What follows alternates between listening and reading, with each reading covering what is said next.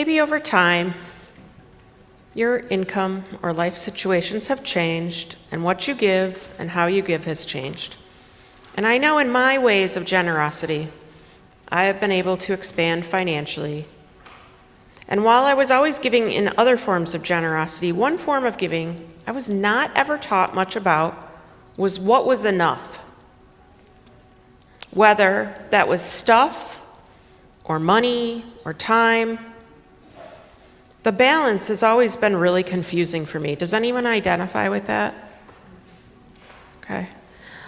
While I was and still am very good at sharing food, a warm place to stay, and even a kind word, I have struggled with how much I could share financially and also how much of my physical possessions I could part with. I wonder if you have too. Recently, I told you I had the opportunity to visit a very large Manhattan Christian Universalist congregation, and I was surprised in some ways that the amount of pastoral care we give was comparable to theirs. They have a budget and a membership of about 5 times the size of ours. I was surprised what a significant number of cards, calls, texts, visits, and touch points we are able to share by comparison. And as it is stewardship season, I wanted to remind you that your financial gifts support programming and love that we give in our congregation. And the word clouds that Luis will project today are issues myself and the lay ministry team and the care ministry, which means many people, I can see many members here, have addressed throughout the year, and by paying my salary and that of other staff and costs of this building, and love that you give and support in your fellow congregants. And I just really want to say thank you. Thank you so much for supporting all these caring ministries, whether it's with your time, your talent, and also by sharing your heart, by sharing needs and vulnerable points that you have. These caring ways come at times of great stress and heartache in people's lives. There are word clouds that are in your orders of service, and we make word clouds as a way of protecting confidentiality. And I want to thank Emily Chang. You're up here, right? Great, there you are. One of our board members who makes the clouds for me after we poll the lay ministry team about what issues we perhaps dealt with the most in a year. And we'll talk more about those. You don't have to, distract yourself. But I also think it's really good for you to realize that if you've ever had any of those, you're not alone. It's just normal people stuff. Often the more complex issues are the ones I handle, and I'm appreciative of the way the team partners with me and stays on top of issues. So thank you so much for funding and supporting this wildly valuable ministry. It's one you don't see, we don't really cheer from the pulpit about. Yes, 15 cards this week, Yes, 6 more hospital visits, All right. 87 texts to people who are really stressed. We don't, it would be strange, right? And yet, they are mending people's hearts.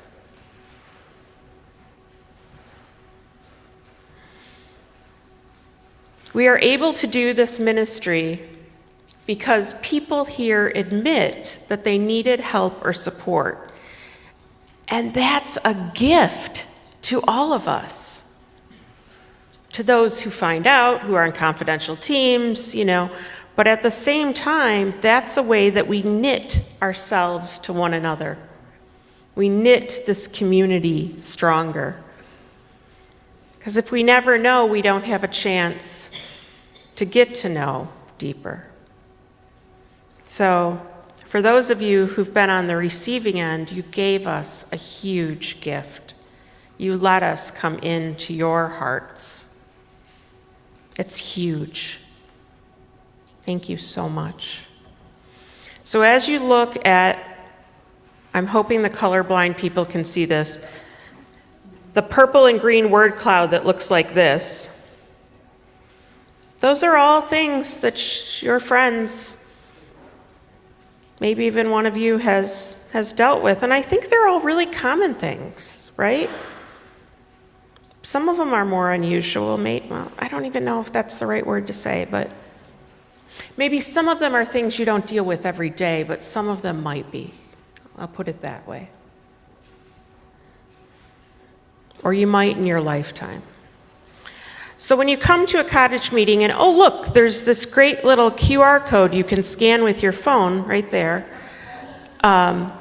you'll see how fastidious the financial teams and the stewardship team and the treasurer and the controller are budgeting your money down to the pennies and saving everything we could.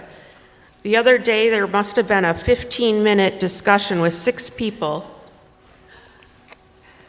about the cost of the outside plastic case that holds your name tag and why we don't put stickers on the outside in case you need a new one at some point. Then you might have the wrong stickers on it, and then we couldn't recycle it.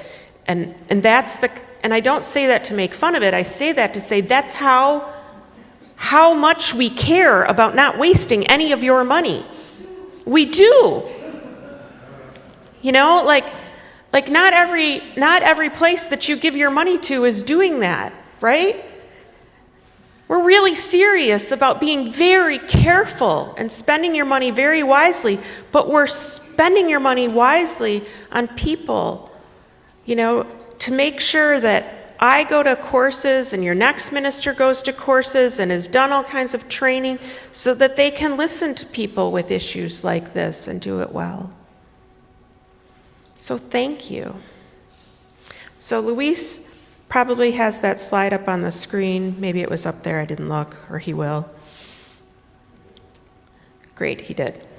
So we're giving you this so you take it home and put it on the inside of your medicine cabinet and think to yourself, is there help you could use? And I'm not making you share this with anyone, but you could.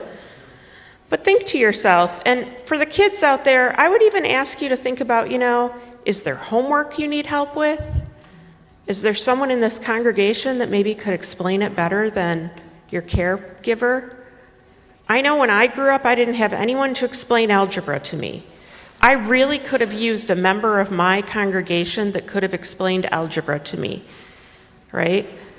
That would have been really helpful. Or someone who could do geometry. That would have been so helpful. What are things that you need? Do you need help building a Lego? Do you need help getting rid of stuff? I had a friend, I think some of you know that this summer I cleaned out tons of stuff out of my house, and I'm still working on it. I had a friend who would sit on Zoom while I sorted the stuff in the bathroom drawer, I needed that little bit of company. It was what I needed to get through it because it was just so hard for me, right? So maybe you're lonely, or maybe you have one of the issues listed on that page. Consider admitting. The first step is admitting if you need help in something. When I'm training people in pastoral care, I beg them not to try to fix any one of these issues. And in fact, most often, when I'm working with people, I don't give any advice. I try to get them to go get the help themselves. That's why I'm so often asking them, I give out tons and tons of resources. That's why I keep that list of therapists and other resources right on my door in case you don't even want to ask me, right? You could go anonymously take it, and then I make more copies and I put it up there if you don't even want to have that conversation with me. Last week I was giving out names of different agencies to several people that I thought could help them. I don't want to solve it for you. I want to help you get to the place that you feel comfortable.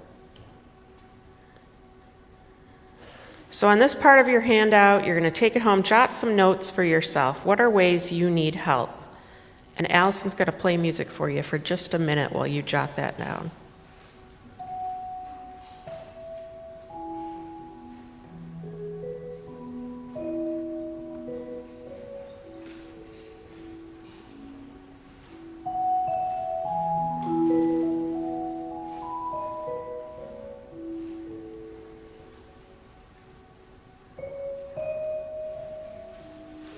If you need a pen, the ushers have them.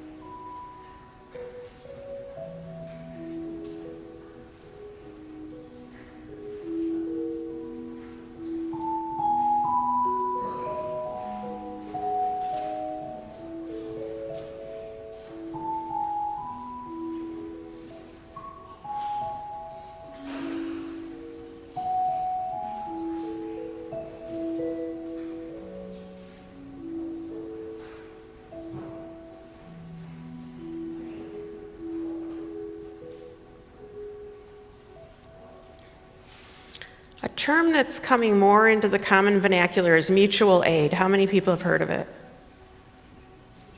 Okay. Mutual aid asks us to look at what we have, both gifts, talents, financial resources, and even stuff that we can share. And it normalizes that we all have needs, and we don't have more power because we have more to give. We all have needs, and we all have ways that we can give and share. Someone liked that? Awesome. So a phrase I heard at the Fall Religious Educators Conference was, if it's in my backyard, no one can use it. Normalize moving things, moving resources out of your place and into places where people in your community can access it. We've had tons of free stuff in the hallways and on tables lately. Take them to Goodwill, do that kind of thing. And also sharing your resources with your congregation is a way that we can move it into aid that we can give to others. What am I holding on to? How do I know if it's enough? How do I share my excess? I loved hearing Yvette say that, she's also put stuff into the endowment for us. That's awesome, because future UUs will be able to have benefit of that aid.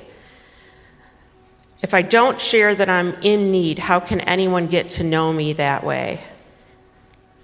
If I'm always projecting strength, how can others learn to collaborate with me? What do you do if you have tangible or intangible, real stuff that means, like games, music, computers, shoes, money, stocks, or the intangible, like time, ideas, smiles, company, hugs? What do you have enough of, or even more than enough? Write that down. The funny thing about our story today is I think that when that story was written, another minister friend of mine, Liz James, shared a perspective that we're taught that this tale is about tricking a meal out of selfish people. But I don't think that's what happened. I think that those townspeople were not being selfish. I mean, if someone asked me if I had a meal to share with them and I only had half a teaspoon of salt or a few old vegetables at the back of my fridge, I probably would say I couldn't help, right? Because I'd feel embarrassed. I would feel like what I had to give wasn't really enough. The reality is, me, Reverend Denise, is blessed with growing and finding enough food that I could probably feed everybody in this building twice, right? Out of my pantry and freezers and fridge. But if all I had was a wilted carrot, I would be fearful to give it away because I'd be so embarrassed, right? So often I hear people say, well, I can only give $10. And I'd be like, then give $10, And, if you can't give, please write on those sheets, I need a waiver, because we want to count you in the community. We want to be able to have you vote for the next minister. We want to be able to know that you're with us. Please don't hesitate. Please write it down. So when we say that there's nothing we can do, it's not that we're trying to lie. It's that I think we're embarrassed. And I want to say, you belong here. You belong here. That phone call we might make, that money we might donate, that quick email of encouragement we might send, These things sometimes feel so small that we think they are nothing. And in fact, when I tell people on the lay ministry team that all they have to do is listen to a person in crisis and ask questions of the person's situation and then reflect back what they heard, so often they are sure that that will seem like nothing. And in fact, it always helps the person feel better. Often doing more than that could be harmful. It is in the listening that people feel seen. So if you look at the opposite side of the handout, and Luis will put that other slide up, we were able to do this ministry because the gifts of money that you donate to this congregation is what helps me and the staff, the music ministry, the religious exploration ministry, the tech ministry, all of those be able to support all of those amazing things that we've been able to do for people, as well as you here who are giving your gifts of time, treasure, and talent. So the Stone Soup story isn't about selfish people, it's about people who thought they were powerless. They needed to come together. They needed to feel they belonged and that they have a great deal of power in their kindness. So on that same handout on the opposite side, there's a place to jot down ways you might share and list resources or things or qualities you have enough of to share. Do you have enough toys? Are there enough toys that you could share some? Have you outgrown some and you could give some away? Do you have more food, or do you only use your car certain days a week? Do you have enough funds or time or love? Can you look at this and develop what we think of as enough and give some away so that CCUU could be a place where we share mutual aid? Because I think that what we do in this way that we are showing you, what we do pastorally each year, is a way that we share mutual aid. And you could get even bigger with that if you wanted to. So keep the central question, do I have enough? Make it part of your spiritual practice. Put it on the dinner table. Put it in your medicine cabinet and ask yourself now, do I have enough? When you come to the cottage meetings and you scan that QR code and you register for your cottage meeting, Treasurer Debbie Lee will help explain the need at Countryside. So we're going to try to be really vulnerable and say, here are the needs. And in fact, you can keep scanning that QR code throughout eating your soup, everything today. But one of the biggest impediments to becoming a community of belonging is admitting that you have need. We are all people who have enough of some and needs in other areas. So take this home as your meditation in the coming weeks, and I feel bad, I should have made one for the kids, and maybe I still will. I realize that, and it's an omission on my part. But what are the gifts you have to share? And if you want to get in touch with me or the lay ministry team, our email addresses are all in your order of service, and your inquiries are welcome. See, Stone Soup is all about people learning they had something to offer that would feed themselves and each other. So together, can we make enough to fulfill the needs of Countryside in this ministry? I think you and you and you and you are way more powerful than you know. May it be so.